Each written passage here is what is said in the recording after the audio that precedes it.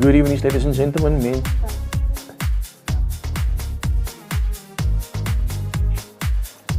Good evening, ladies and gentlemen. Mense van die Kaapse vlakte, hoop het gaan goed saam met julle. We have another episode prepared for you. We have somebody special in the studio. We always have somebody special in the studio telling our stories. But before I get to the young man, I just want to talk about the week it was. After the conversation with last week, where names were dropped about the minister, the police minister, last night, so Cyril came on and said, hey, we can have a family meeting and we are going to talk about this matter. Cyril still came late. Sy weet, hy braag jy mys om hy kom môreoggend of hy kom wanneer ook al hy wil. Sy weet, sy sê, sy stap in wanneer sy wil. So he came in and he said, you know what, they're going to suspend the minister, not suspend him, but put him on paid leave. So I don't know how it works, and I believe it's for 6 months. So for 6 months, gaan hulle vir jou investigate and you still get paid. And then if they find you guilty, then you're still going to get your pension and you're going to go on retirement, because most of the politicians are over retirement, over the expiry date, and so when they are fired, they can't go to prison. They go on retirement, and I think that is so sad. But yeah, that is the story of Cyril and the minister, and I believe the new minister standing in is a well-known activist. So my question is this: why are you replacing every time somebody in this position with a politician? We need somebody with knowledge, somebody that knows the police structures, somebody that knows the police force well. We need somebody with experience and qualifications in that field. We don't need a politician running SAPs. Come on, man. Come on. I don't know who they're trying to fool, but that is the one thing that I'm very much upset about. But I want to talk about something else as well.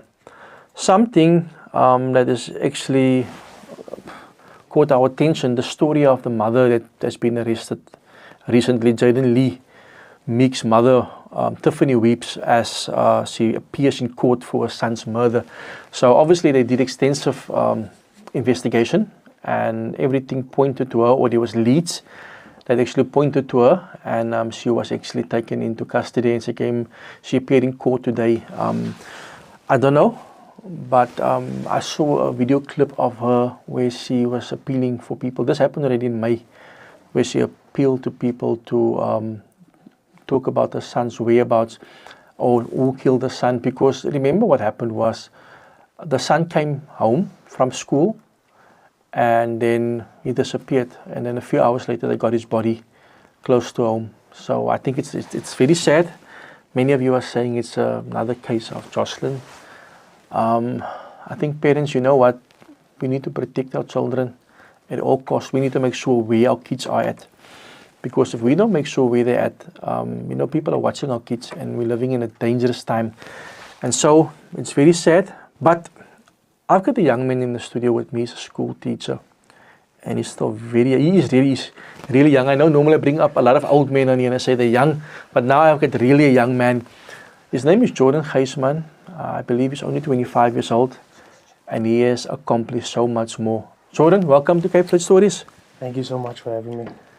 So first of all, what made you study for a teacher? Hoekom was jy my nee geraak het? To be fair, it wasn't something that I wanted to do. I never saw myself as a teacher.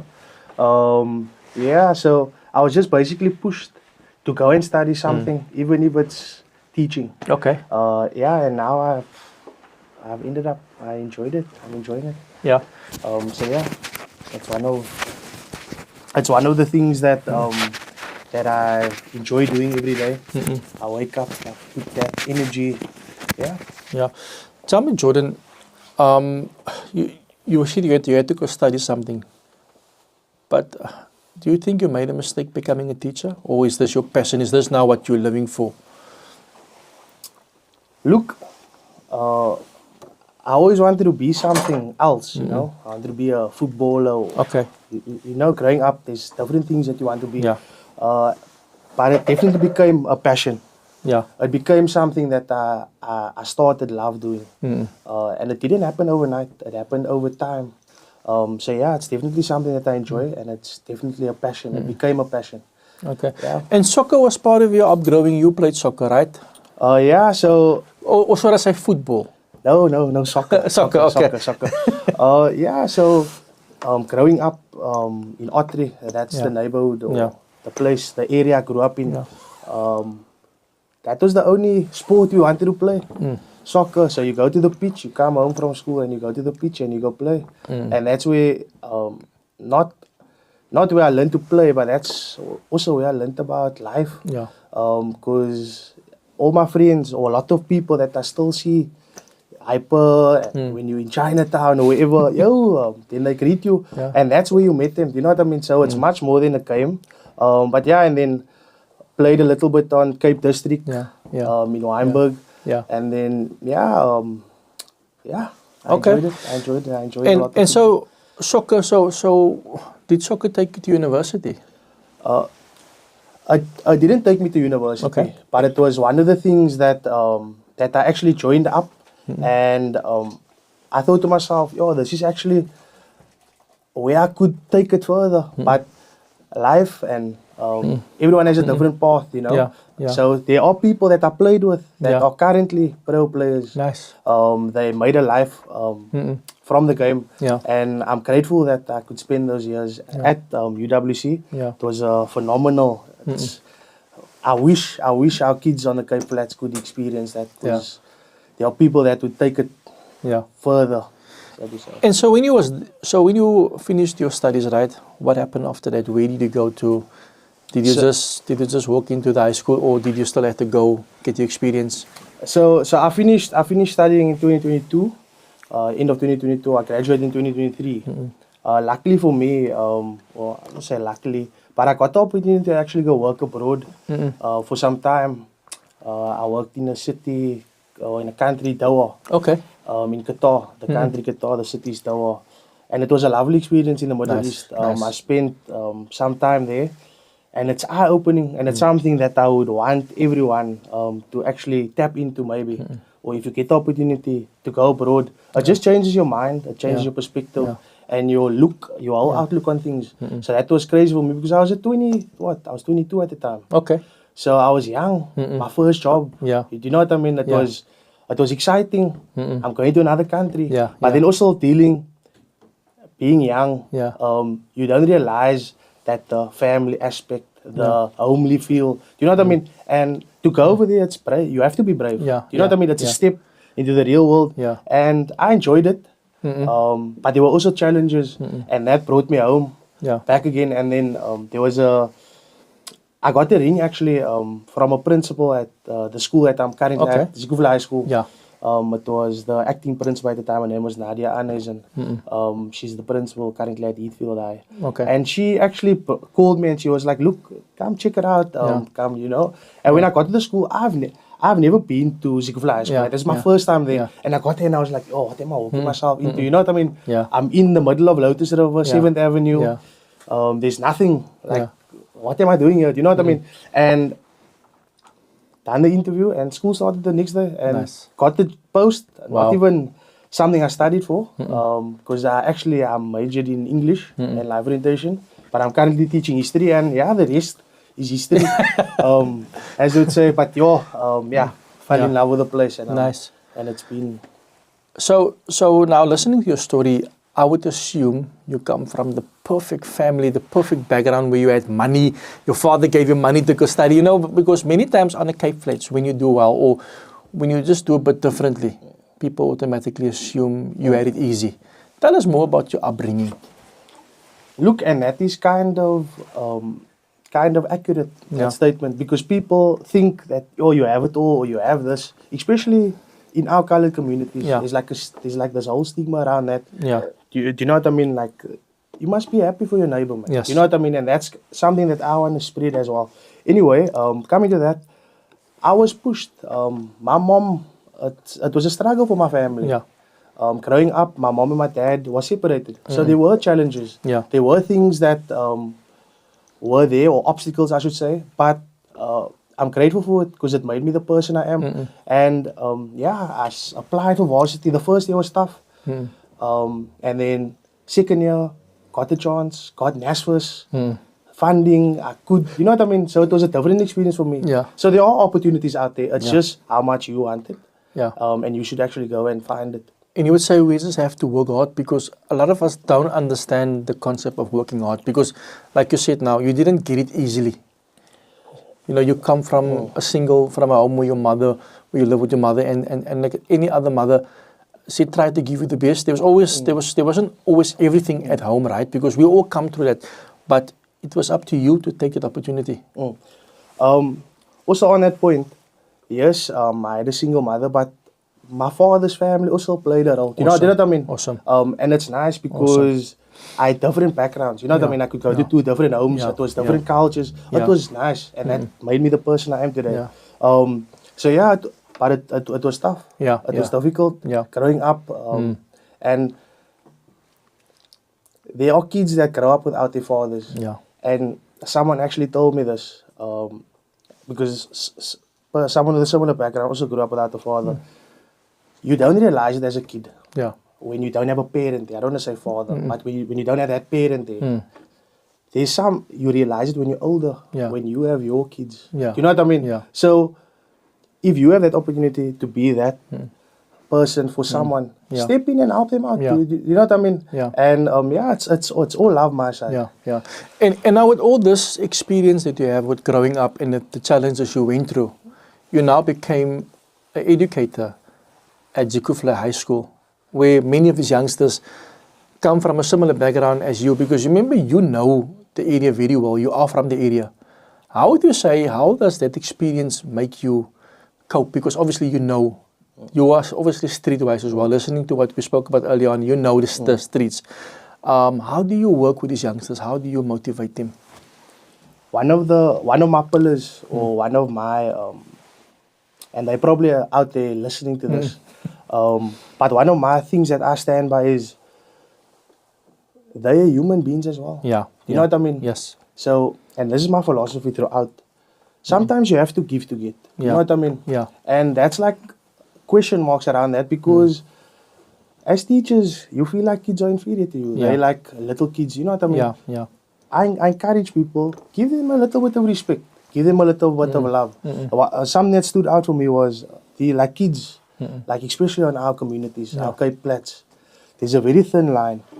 It's actually like a thread. You know what I mean? You give them a little bit of weight, or you don't do something that they like, or you shout at them, and then they hate you. Yes.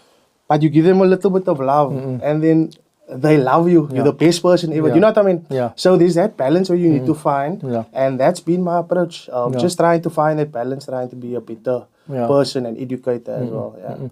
And okay, so I know our kids. We have some very intelligent children. I don't think the people out there know this, but on the Cape Flats we have a lot of intelligent children, and we have some of them are good at sports. So that's why we have you here, because I believe the school that you are educated, you also coach there, right? So how did you get into this position as a coach? Like we spoke earlier, football, our community, it's the winner, and it will always be the winner. Yes, we want to incorporate other sports, and I thought to myself, because I know Zikule, or that region, Zikule, Ottery, Paarlgoed, Grassy Park, there's a lot of talent there. So there's no way that our school, when I came, yes, we had a football code, but I thought that maybe I could come in and I could give it a different vibe. I could give it a different field. You know what I mean? And that's exactly what I did. There were people involved. There were structures involved or in place. But I decided to come in because how can our school, we have talent. Like, and I'm not talking about kids that are good. I'm talking about brilliant players, like top, like things that you can't teach. You know what I mean? People always ask me, oh, how do you do this? How do you do that? I say these kids or these boys, it's managing them, managing their personalities, managing people. You know what I mean? And that's what a lot of people, it's tough for a lot of people, because yes, you're dealing with a child, but you're also dealing with a person, a human being. You know what I mean? So for me, and football is something that I love doing. And I thought football, teaching, okay, let's put the two together. And the rest is history. Like, I have no words for it. So just to let you guys know, Jordan is the coach at Zikule High School. And so there's like a group, there's like a list of the top soccer schools in South Africa, not Cape Town, South Africa. And many of you won't not know this, but out of the 100 or the top 10 schools in South Africa, Zikule, if I'm correct, are placed third, right, on this list. So Zikule compared, so listen quickly here, and I want to say this, ek kan mos breek man. Grey College is in 7th place. Grey College is in 7th place, die Kwai school, and there's nothing wrong. But I want to tell you a school that has nothing. We need to emphasize this. A school that has nothing. Zikule, that they don't have the facilities, nothing, but don't have the facilities or the structures that Grey has, is in 3rd place. Now just think about it. If more schools like Zikule had the support from businesses and from government, our schools can be top 1, top 2, top 3. So how did you, coming to the school, say with me broertjie, daar's jy alles. How did you manage to get it positivity first of all into the young men? Look, for me it was difficult because I took the task and I took the role on. Yeah. And then I went home and I was thinking about it. I was like, oh, how am I going to do this? You know what I mean? Like when you're chatting something and then you come home and you're alone and you realize this and you're like, oh, how am I actually going to do this? Yeah. And then I thought to myself, look, we have barriers. Yeah. Yes, we don't have the finances. Yeah. Yes, we don't have the nice kit. Yeah. Or yes, we don't. I mean, let me tell you something as well. We don't even have a soccer pole up at our school. We have a field. But we might do it. You know what I mean? Yeah. Like you mentioned, the Grey colleges, the schools, they have structures in place. They have fields. They have astroturfs. Yeah. They have all these things, and then you get us Zikule. Yeah. But the nicest thing was that didn't stop us. Our circumstances. Wow. And that was my message for the boys throughout the year. Yeah. We know what we want. We know what we're capable of. Yeah. We know they don't have that in them. Or those schools, they don't have what we have. You know what I mean? Yeah. And that was something that rode us, and we drove with that. Yeah. Yeah. And that's... So when the news came, do the boys in your team understand that they are like the 3rd best school in the country? Even if it was like this, now was quite. But do they understand that they're the best school? Look, the boys actually notified me about it. They was like, sir, look here, this and whatever. Some they saw on Facebook. Yeah. And I didn't even realize it. I looked in my spam email. Yeah. And it was sent to me the 6th of June already. Wow. And there was this list. There were 65 schools, right? The closest school was from the Western Cape was Plumstead High. Yeah. And then Wamba Boys High School. Yeah. They were, I think, 13th and 11th or something like that. And then it was us. That was 3rd place. Yeah. And it didn't sink in. And people don't realize what it took. Yeah. And what achievement this is. Because to be in the top 3 in your country, out of all the schools, out of all those people, it's a monumental achievement. Yeah. And I'm very thankful for the people that was there and supported us for that. And your mother is one of your biggest supporters. I know because I can always see her cheering you. He said, we are so proud of you, Jordan. Just tell us about her in the background because with your mother is a great supporter. Yeah, my mom, and you know what, the funny thing was I was getting done to come to the interview, the podcast, and she was telling me, yo, you better send me a shout out on there, you know? And I was like, but look, growing up, the people always said there was a community around me. Yeah. And I'm very thankful for those people. So not just my mom, my aunties, my dad's side of the family. There's, you know what I mean? There's people that don't always get their flowers. Or you don't always get to say thank you to them. But they are out there, and I really want to, on this platform, I want to thank them, and I want to show my love and appreciation towards them. Because any successful people, person, has a group of people behind them that are rallying them on. So let me tie that to something as well. And I hope this is an inspiration to all the people and the families out there on the Cape Flats. Get behind your people. Yeah. Stand behind your kids. Stand behind your family members. Sometimes kids just need a little bit of belief. They need that push. And that's it. Yeah. Nothing is extra, nothing special. They just need that support. You know what I mean? Just to tell them you can do this. You know what I mean? So my neighbor saying here, shout out to Jordan Gysman. I don't know if you know him, Wayne Keider. Oh, that's my uncle. Is he your uncle? Yeah, it's my uncle. Okay. He's a big Liverpool fan. Oh yeah, they work on my nerves. So he's a big Liverpool fan. So he's a Liverpool fan. And then the guy next to me, he owns the premium sports bar. Okay, William. Okay. Yeah, so I'm living between. So my son was not supposed to be a Liverpool fan, so he's also a Liverpool fan now. So I think it's for the love of the game. And I think, irrespective of which team you belong to, I just think the game has such it's like a family, man. I think, and also that's what the boys are maybe getting from the school games, is that you are like the brother or the father that they don't have. And I think that plays a big role, because many of these youngsters, they go home, and like we spoke earlier, they go home to nothing. Yeah. At least they are good at what they do, so this motivates them.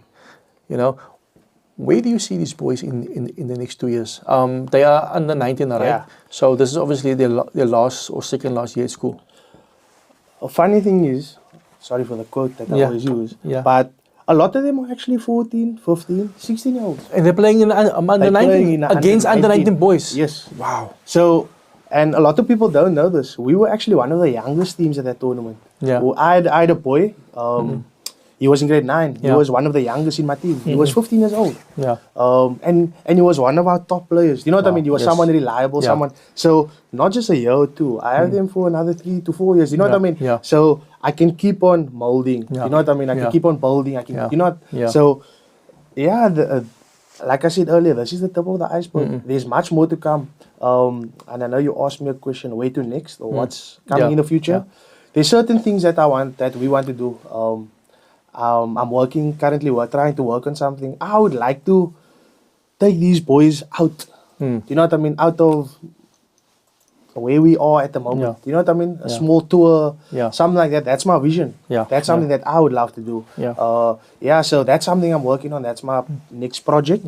But definitely you'll see us back at the Weinberg tournament again. You will see us entering. Oh, and then our next project is the Gavin Manuel tournament in Mitchell's Plain. Yes. We will be participating. It's happening now, right? Yes, it's happening in October, if I'm not mistaken. I was actually asked to be a media partner. Okay. So now I'm going to be, because you guys are going to be there. Nah, look, it's a great vibe. There's schools from all over. Last year we lost in the semi-finals. And we compete against the Mondales. We compete against the Rocklands. You know what I mean? So it's not easy. And if you know Mondale or those type of schools, you know the caliber that they come with. The other thing is this that I want to ask you. So with these boys, right?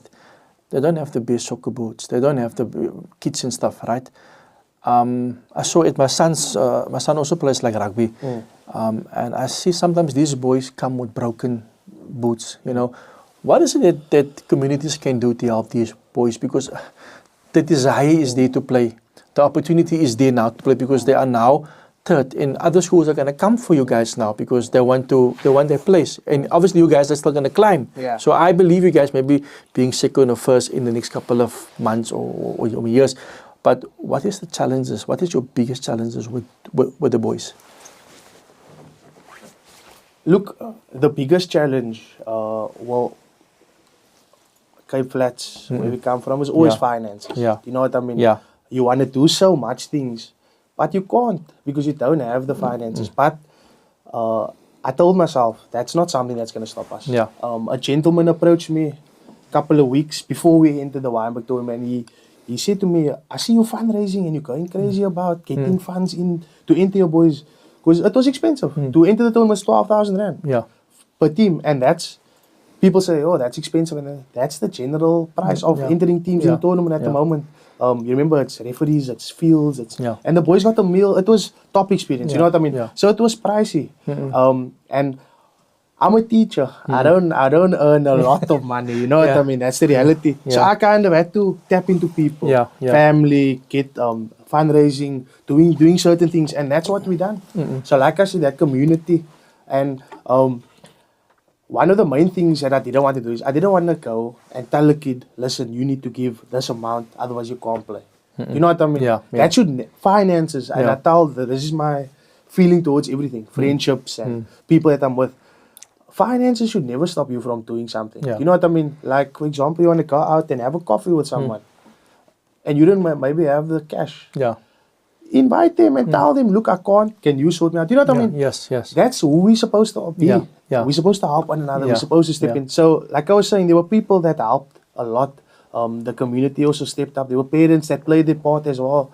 But yeah, there was, funny enough, we got our funding through our backer buddy. So thank you for those people as well again, for helping us out. But then I wanted to make this a world-class experience for them. I wanted them to look nice. I wanted them to feel good, man. And that's exactly what we done. One of my old buddies that I connected with in Joburg, he has a business and he rang me up and he was, look, guys, here's the cash for you. Yeah. Sort your boys out. Get Wow. them a tracksuit. Wow. Get them a kit. You know Wow. what I mean? Yeah. So it was expensive for the week, for the 4 days. It was about $2,000 a kit, Yeah, yeah. and you have a squad of 20 boys Yeah, there. You know what I yeah. mean? Yes, That's yes. a lot of Yeah, cash. it's a lot of money. Tracksuits kit. I mean, we had meals. We broke bread in the morning. We came to school at 6 o'clock in my class, and we shared a nice roll or fruit or whatever we done. Yeah. You know what I mean? Yeah. But that spirit, that camaraderie, it was top. Yeah. It was top. And I think that is things, like I said previously, there is things that these boys are not used to. They don't know what brotherhood is about. Like I said, this can become a brotherhood for them.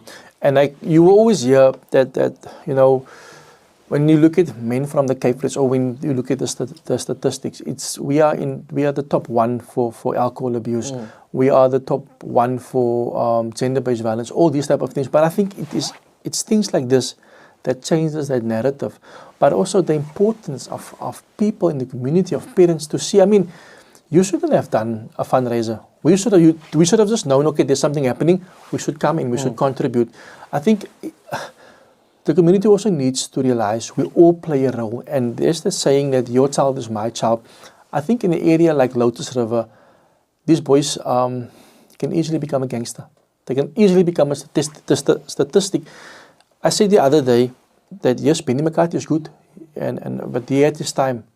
But looking at these youngsters playing now, I see the Benny McCarthy is 2.0, 3.0. Some of these boys are really, really good. What is your take on this? Because I believe there's still talent in Lotus River, Ottery, Parkwood. I mean, I said to you earlier on, there's guys that came from Lotus River, Ottery, Parkwood, all the Cape Flats areas. The other challenge that we have is that there's not a lot of space for our people in the PSL League, because I think the only PSL League here, 2 teams that I know of, I'm not good with this, but it's City and Stellenbosch. Yeah. So we actually have a problem where the boys will just play soccer and then they're done. Look. Let me give you my point, or my view on this thing. Our people. I was watching one of the coaches. His name is Michael Loffman. He's a guy from the UK. Okay. And it's someone I follow all the time. I'm always checking up on his philosophies and those type of things. He was saying he coached at Tottenham Hotspur. He coached at Watford. He coached all over. Yeah. And he was saying that the talent in Africa, or in South Africa in particular, miles ahead of Europe or miles ahead of wherever. It's just that our people or our players don't have that mentality, that longevity. Do you know what I mean? And that's a sad thing, unfortunately. But that's not something that can be taught as well. Do you know what I mean? Yeah. That is where, for example, your Benny McCarthy should come in. Yeah. I like he's doing, but I'm saying there are more people out there that has that knowledge and that power. I mean, Benny McCarthy played under Jose Mourinho. Yeah. He won the UCL. That is elite. That is you know big. What I mean? Yeah. That's elite. Yeah. That's the things that we only saw on TV, that we see on TV. But here you have a guy from Menenberg, a few kilometers away from Ottery, Lotus River, that has accomplished what many of the guys overseas in the world couldn't accomplish. You know what I mean? And what changes? What's different between him and a lot? It's not a lot. You know what I mean? Yeah. But also it takes a little bit of luck, man. Yeah. I feel like we have the talent, and there are opportunities. Yes. It's just the discipline, and that's something that hurts our boys and our community. We don't have a lot of discipline, and that's the truth. I've experienced that over a lot of over this 2-year period now that I spent with these kids, and I spend a lot of time with kids. I mean, we have about 900 kids at our school. So it's 900 different personalities. I was telling a parent the other day when she fetched the report. She said, "Oh, sir, this and this," and I said, "Ma'am, you have 2 kids at home. We deal with 40 kids at a time. Yeah. Did you know what I mean? Yeah. So give us a little bit of leeway, give us a little bit of So that's my point of view. But just on the discipline, when some of these kids come to school, it's difficult because I've seen it myself that discipline is something that they lack of. I mean, you probably have to struggle probably for 20 minutes. Let's say your lessons is 40 minutes, 50 minutes, and 20 minutes you have to struggle to get them quiet. I don't know if it's in your class, but I know also you guys are sitting with classes that It's more than 40. Yeah, it's overpopulated. Yeah. Look, in the beginning, that was the case. I struggled, like everyone does in the beginning. You try to find your feet, and then someone told me, one of my colleagues told me, Mr. Gysman, consistency. Consistency. Kids, children, they like consistency. Do the same things over and over. And then I've done it, and I'm bearing, and I'm seeing the fruits of it now. You know what I mean? So just do the same things all the time. Don't tell a kid, no, you're not allowed to do that. And then this other kid comes in and he can do that. You know what I mean? They want to see the same person, the same. That's kids. They want consistency all the time. So discipline. That's also where the discipline comes in. And sport, the soccer helped me a lot with that. And that's why I always encourage people that works in the same field as me. Do a sport. You see a different kid. You see a different child. Like there's some values and principles that I have. Like, for example, small example, the boys, they come late to training. I punish them. Because one day when they have a job or they have an interview, the interview starts at 10 o'clock, you come at 5 past 10. You're not going to get the job. You know what I mean? Training starts at 10 o'clock. I expect you to be there before 10 o'clock so we can start at 10. You know what I mean? So, and then that type of advice coming from me. You know what I mean? I'm a young guy as well. So, yes, we have fun, but I also have certain things that I expect from you. You know what I mean? So I too, and it was a long process. It took time. It didn't happen overnight. And like all good things, it does not happen overnight. It takes time. Unfortunately. It takes time. So you need to stick it out and be patient over there. You know, and then the other thing is, I don't know if you recently saw that Kaiten McKenzie's son bought a soccer team. And I think it's very seldom that you hear of a man of color buying a soccer team. And I don't want to bring color into this, but when they bought a soccer team, I was like, yo, Kaiten, if I know some of these people watch, so Kaiten, if you watch, it will be nice if some of your boys finish school and university and go play for your soccer team, because we need more soccer teams, or more football teams, you know, that will give us also the opportunity. I don't know, and you don't have to speak about this, but I think also football in South Africa needs to become like rugby, where there is of everyone, not only a certain race. And I mean, I think, I want to be honest, not everybody's getting the opportunity today to play football, and I think that makes it very difficult, because you have some of the best boys coming from the Cape Flats, but we all know some of them might go to university, and that is where it will end. And some of them are actually going overseas. I heard one of our top players might be going overseas as well and playing for a second division team. So they get lost. They get lost in the system.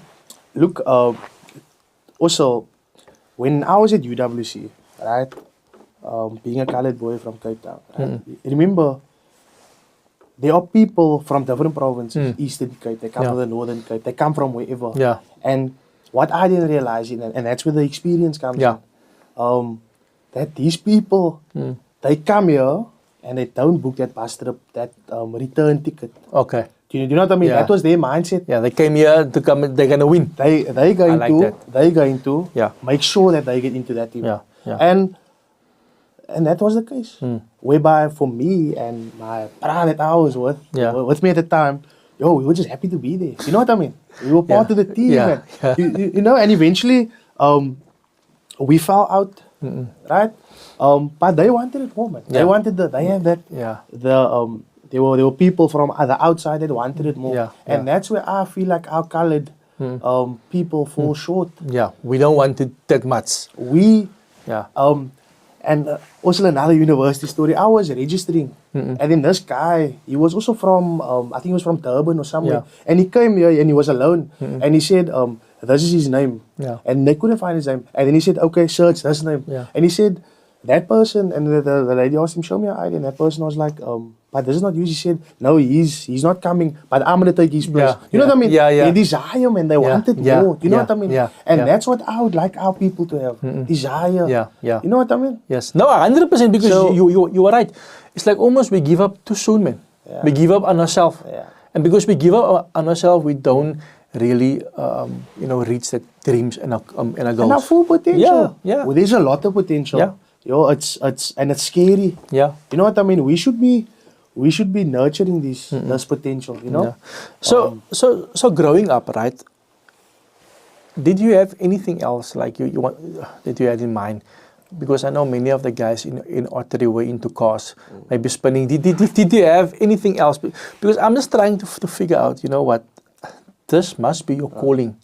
But wasn't there something else that you wanted to do like me? Talk about spinning. I remember on a Sunday there used to be Sunday league. Yes. Sunday league on the field at the back, and then there was that guy. I think his name was Ralph, and he used to come spin there with his I think it was a Sierra, if I'm not mistaken, or I don't know. You're talking about Ronnie. Was it Ralph or Ronnie? Ralph or Ronnie, I'm not sure. Yeah, but then he always used to put on a show. Yeah. So he had the green Ford Sierra. and that was one of the cool things. Yeah. Like, but growing up, I always wanted to be a footballer. Yeah. That was never a doubt. That was always my dream. I was obsessed with the game. Yeah. Like I love the game. Yeah. Like I grew up, and I didn't just grow up in Ottery. I also had a time that I grew up in Bokmakiri. Okay. Well, not grew up, but I had a good friend that stayed there. Yeah. So I'd go there for the holidays. I would spend time there. Okay. And it wasn't bright and shiny over there as well. Yeah. But you know what I mean? So, but my main thing, right, and I always say this, colored people from the flats, we like chameleons. Yeah. And it's something we can roll up there and we can roll down here as well. And that's our superpower. Yeah. And not a lot of people realize that. But that's something that I figured out. So yeah. And then also the other thing is this, that you have mentioned now, you went from Ottery and you went to live in Bokmakiri. There was also challenges there as well. And I think with every family is that we have challenges. But do you feel, look, when I grew up, when you talk about Ottery, I grew up there as well. We used to live there. And also my grandmother used to live there. I saw a different Ottery. I mean, I knew your grandfather. I saw Ottery where everybody was happy, everybody was laughing. Kegi, Saturdays, I'm not lying to you, Whitney Houston would play on one uncle. So a few doors away from your grandfather lived Earl's them grandfather, mother's them. And I know they used to play Whitney Houston on the record or the cassette, and then everybody would listen to it, and it was happy. People would go to hypermarket, they would go in shopping. It was a time where it was like, you know, you could do anything you want to do. Everybody was everybody's friends. But many years later, the place is not the same. It's like almost like, if I look at then and I look at now, I'm like, yo, what has happened to this place? It's like a demonic thing, man. Yeah. I still feel that we are the only ones that can actually live this, because I think people are very much down. I was there a couple of months back. Many of my friends was on drugs, and I think many people escape the reality by becoming alcoholics or drug. It's like a way out for them. Yeah, you know. To comment on that, look, for me, Ottery, my memory of Ottery, my one granny stayed in Stewart Court and my other granny stayed in Shenandoah. So it was like a kilometer, stone throw. It wasn't far. Yeah. So I was always in between the two. And then you grow up, holidays, this time, you're up at 7 or 8 o'clock, it's your millie meal or your oats.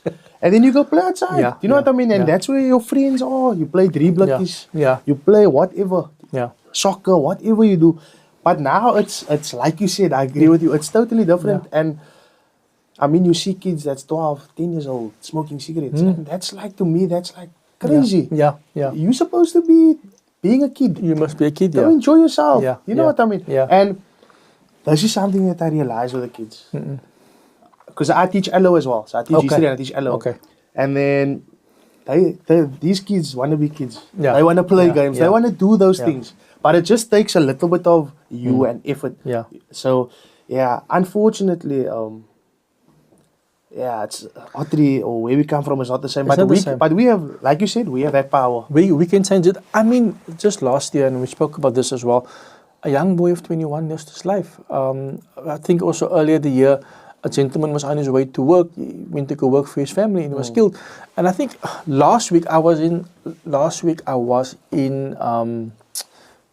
Mrs. Plain with all the killings in it, and there was a few protests and so on.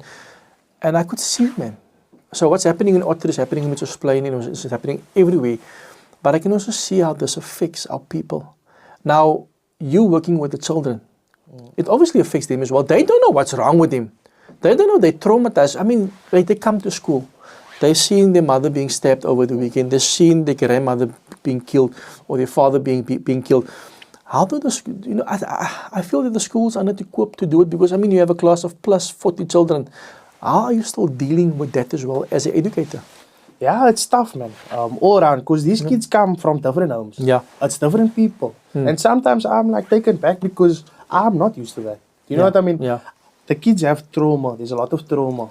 There's certain things that happens and they don't speak about it. So then, and something I love, I always think about this. I always think, why do kids do that? Or why would you do that? You know what I mean? But then you go have a chat to them and you speak to them one by one and they open up and you hear these things and then you understand, okay, that's why. And that's why. Do you know what I mean? Yeah. So for me, even the boys, it's tough being a male and talking to young boys that's 16, 17 years old. Yeah. Because the males that they communicate or speak to, they have like a god. Yeah. So it's tough. They like freeze and when they explode, you know what I mean? Yeah. So it's tough. So that's why you just have to put your arm around them, give them a little bit of love, talk to them, have a conversation. They're not used to how are you doing or those type of things. You must tap into that, and it gives you that sense like, oh, these are good kids, man, and they are intelligent. They are highly intelligent because I mean some of them. Some are good at academics, right? And some of them are good at sports. And I mean, they complement one another. But I think also, like you say, it's they coming from where they come from. And I mean, these boys, like I say, I've seen many of them. They become easily gangsters in the neighborhood because what happens is, like you say, you must put your arm around him. Now, if teachers don't do that or parents don't do that, the gangster will come. And he will tell you, look here my broertjie kom hier so man, ek gaan vir jou uitsort. And then you have young men that's 13, 14 years old, that's already a hitman. You have a 13, 14 year old, 15, 16 years old, that's already selling drugs. And I think that is the challenges that these boys, and that is why I'm super proud of them. I mean, number 3rd in South Africa. And you come from a background where not even the other schools are where you at. I think you said the closest were Plumstead. The other schools is Grey College. Then you have these boys. Just think about it. Just think about it. If these boys, if we support the boys from the Cape Flats, this is a good example. 3rd in South Africa for under 19. If they can do it, why can't Strandwood and I do it? Why can't Grassy Park High do it? Why can't the other high schools do it in the community? I think we need to sit down and we need to seriously look at that entitlement, man. And like you said, people come from other provinces. They want it more. We must want it more. And I think that is where we give up because we give up, we lose faith in ourselves. You know. Other thing that I want to just ask you, like these boys, like when they come to school, I've seen many of them come to school hungry. The only time they really eat is maybe at the school. You know, do you guys have like a soup kitchen? Yeah, so we have a feeding scheme. Okay. There's like a program. It's a nice program. The kids are fed. We recently, our school done their kitchen over, and it's nice. Yeah. But then something I didn't also realize is because one day I kept kids in, and this kid was so upset with me. Yeah. Like, there's no way that you wanted to stay in the class, and I was like, buddy, you done something wrong. I wasn't happy with your behavior, so I'm gonna keep you in. Yeah. You know, that's like the punishment. Yeah. And I'm a firm believer, if you do something wrong, you have to know it and you have to get punished for it, right? So I kept him in and me and him had a good relationship. And then our relationship broke. Like we didn't speak and I was like, this is weird. Because normally if I punish you or I do something, you don't normally react like it. And I asked him, sir, buddy, like, what's happening? Yeah. You know, and he was like, no, sir, you might be upset that day. And then I had a meeting with his parents one day without him there. And he said his mommy they don't have anything. So then at the back of my mind, I realized, oh, this kid possibly is coming to school, maybe even just to eat. Yeah. Do you know what I mean? Yeah. And we don't realize that because we take it for granted we get a meal every day. Yeah. Yeah. Or we do those type of things, you know? Yeah. So, look, it's tough, and sometimes they do have those obstacles, and they do have barriers. But also we can't just show them love. We also need to be real with them. You know, we need to have that. There's a certain level of toughness. That we also need to be with them because you can't spoon feed them. You know what I mean? Yeah. So that's just how it is. Yeah. Were you ever faced with a challenge where you saw a good student just stayed out of school? Because this is many times what happens. They stay out of school, they don't come to school. Did you ever go look for someone, you know, just to win them back? Somebody that you felt that couldn't fall through the cracks? or is there somebody that you have your hand on now? Because I mean, you guys have students with great potential, but you just need to keep your hands on them. Look, that's how I feel about majority of the kids at the school. They're all good kids, man. Yeah. A lot of them are great kids or good students, but great people. Yeah. You know what I mean? Yes, they maybe don't get the 7 or they don't get the 80%, but that doesn't define a person. Yeah. Do you know what I mean? Like, for example, there's some kids that respond differently to some, like, different instructions. Yeah. So there's, for example, like me, like I try to incorporate different techniques in class. So for example, there's kids I write on the board with, I show them pictures, and then I also play audio. So then you're catering to 3 or 4 different kids. Do you understand what I'm trying to say? But yes, there are obviously kids that you are really passionate about, that you believe that they can go far in, or they can go study, or they can be a pro footballer. But like I said, the decision is with them, man. Yeah. Yeah. It's them. Yes, I want to do that. Like I can only, there's that saying that I always reference to. It says, you can take the horse to the river, but you can't make him drink the water. Yeah. They need to drink out of their own, It's them. They need to drink. You can only take that horse that far. And that's it. Yeah. And that's a message I tell them all the time. Zikule is the only high school in Lotus River, right? Zikule is, we share, it's Zikule and then Pelican Park High School is... Yeah, just around the corner. Around the corner, So in terms of high schools, Pelican Park, and then just down the road is Zikule Primary, which feeds our school, and as well as the Dana and Park Road. Okay. Okay. I'm going to mention something. He's not going to say it. I'm going to say it. So there's a lot of people living, youngsters in Lotus River, and there's also a lot of youngsters in New Horizon, right? So there's actually, I believe, 2 high schools is too little. And I know government is watching. I know these people are watching. We need more high schools. I don't know, it's always been like this, where you had a lot of primary schools. You have more primary schools in the area than high schools, because it's still the structure of apartheid. It's still how they designed it, you know. So it was for us only to go up to that time standard 5 or now grade 7. And it wasn't expected for us to go to high school. So I think we still have that challenge of where many of our young people don't really finish high school, because I mean, high school can only take so many students, and many of the students go outside of the area, and our kids disappear. Grade 7, standard 5 is the last wat hulle klaar maak, and then you don't see them again. I mean, there's young people, like you said, that are talented, but they get lost, you know, out there. So before we end off, what is it that you want to tell the viewers? Just give us more. What is, like we ask you, what you're going to do? What is the plans for the next few months with the team? But also, what is it that you need? What is it that, if somebody could say, Jordan and Zikule High, we want to bless you guys, we want to help you guys. What your soccer team? What is it that you guys urgently need? So something, or the thing that's been on my mind for a long time. Zikule High School is a top athletic school. Yes. One of the best in the south. I mean, we finished 4th, I think, in the top, and I think Mondale and the Weinberg schools. But those schools have the resources, man. You know what I mean? So for me, for my soccer team, if there's somebody out there that has extra soccer balls, we really need soccer balls. And at the moment, we can't afford it, but we are working towards it. So that is something we really need.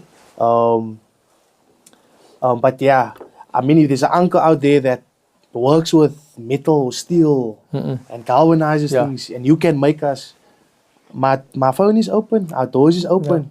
And something that I also want people to do, I don't just want monetary or gifts or whatever. If you have something that you can share with us, or knowledge that you can share, or something, come to our school. We're in 7th Avenue in Lotus River, just behind Clip Road. No? Just behind 5th Avenue. 5th Avenue, on the corner there. Come, pop in. Our doors is always open. We want people to come see.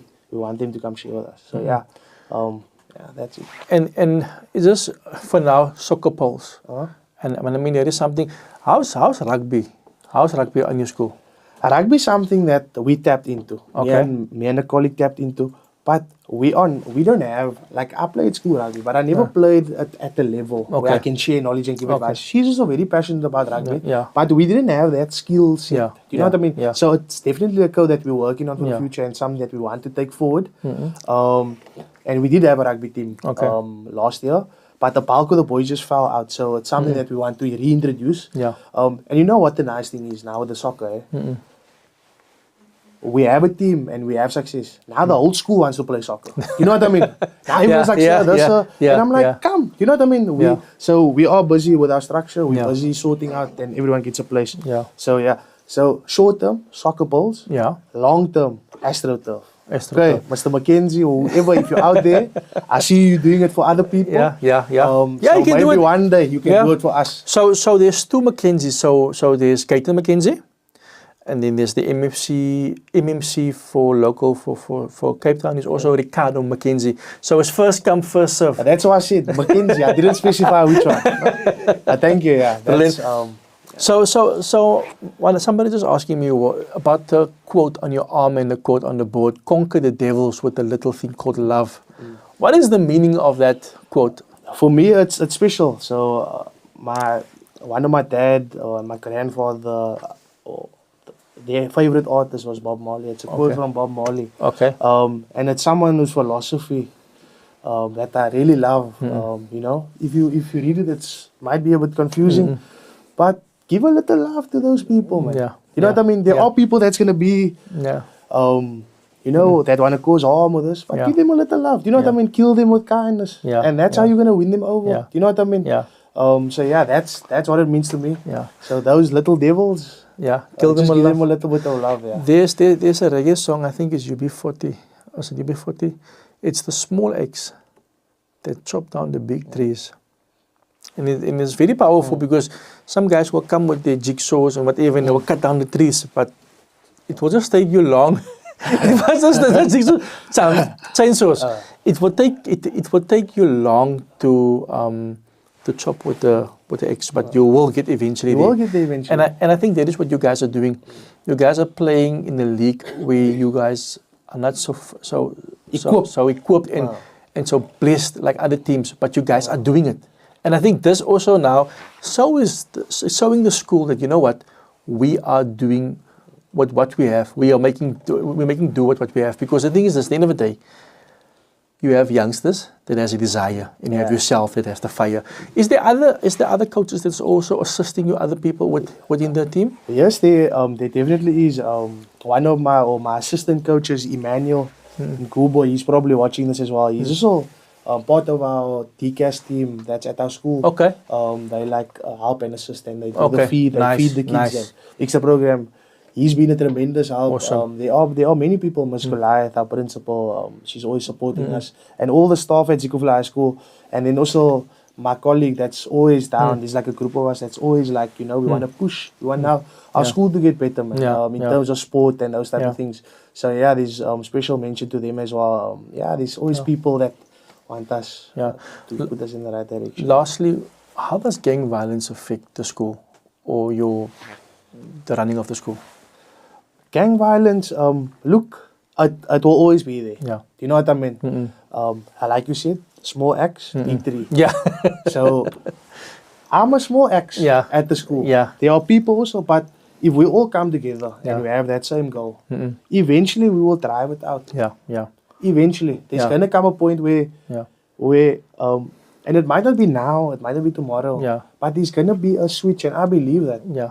There's gonna be a change where there's a bigger picture, man. There's something bigger out there. And that's what I said earlier. Yeah. If you have the opportunity to go abroad and go overseas, or take the shot. Yeah. Take the flight. It's gonna broaden your horizon. But slowly and surely, look, each to their own. Everyone has their own, you know. So yeah. I just want to keep the kids off the streets, man. And I think you are doing an amazing job. So thank you to you, Jordan. Thank you for what you are doing. I would never have thought that Jan Gysman would have a grandson that I would sit with many years later in the studio, and I would be fascinated by what you're doing. So well done. Keep it up. I promise you, I knew a little bit of your grandfather, so I can promise you he's very proud of you. Thank you. And continue what you're doing, because at the end of the day, we need more young people. I always say this. I said it today. We need young people. And I'll say it again. Young people need to step in like yourself, that are still full of drive, that are still full of energy, that can take the youngsters to the next level. I mean, you come from the background, you know what's happening. And so now you're doing your best with education and with your skill to help these young men achieve number one. And we believe that. You're going to be number one with what you have. Thank you. Any last words you want to just mention, things you want to say? Because I know people are going to watch, and the right person might just watch. Even young people that aspires to be like yourself one day. My advice to anyone out there, young or old, you should never let your circumstances define you or define your character. You should use it to fuel your fire, actually. So, and we're just a little example of this, that we didn't kind of hide behind the circumstances. So, if you're out there and there's opportunity and you have the talent or whatever you're doing, okay, go for it, push for it. And that's just my advice to everyone out there. Yeah.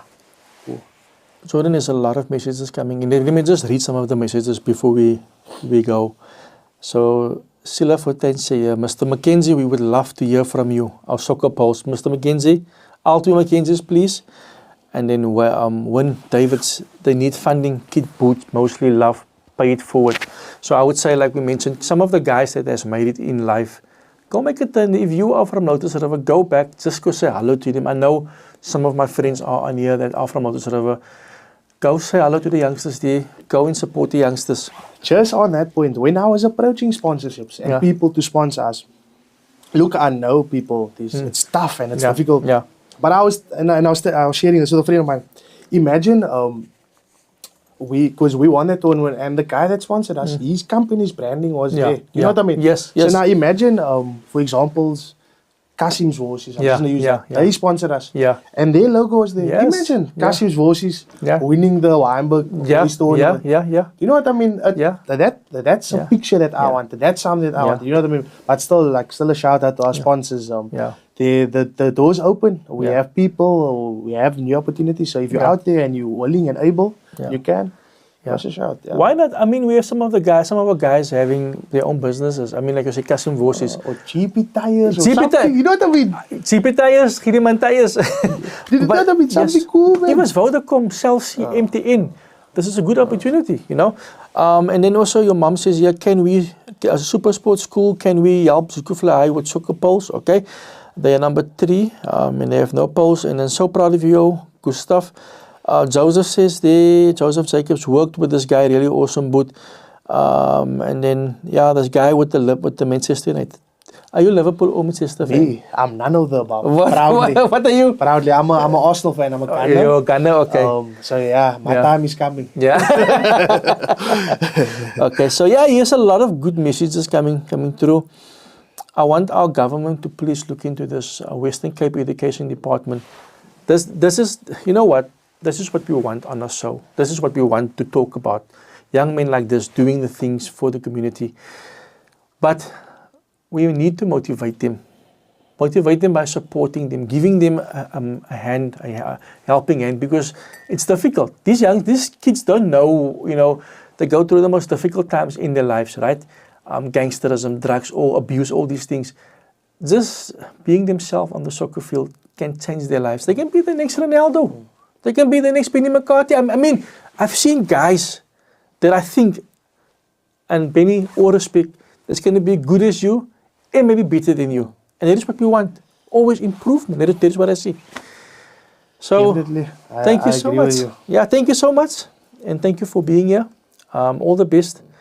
We will catch up again. So ons praat nou weer, nummer 2 is, ne? Dan praat ons nou weer. Jy kom terug, ons is nummer 2. And that's how we raise the flag for the Cape Foods. Thank you for what you do to your new team. And God bless. Hopefully next time, next time I'll come here with a trophy. Yes. And, from yes. Next time, same place. But also thank you to you guys for giving us the platform and the exposure. And what you're doing for our community, it's amazing. Your mama just send me the messages every time you guys play and you win. Send it to me and I'll share it with them. Okay. That is my job to brag about you guys. I am in the background. So thank you so much, guys. Ladies and gentlemen, thank you so much. Please support Zikule High School. It's the right thing to do. Cheers, guys. Thank you.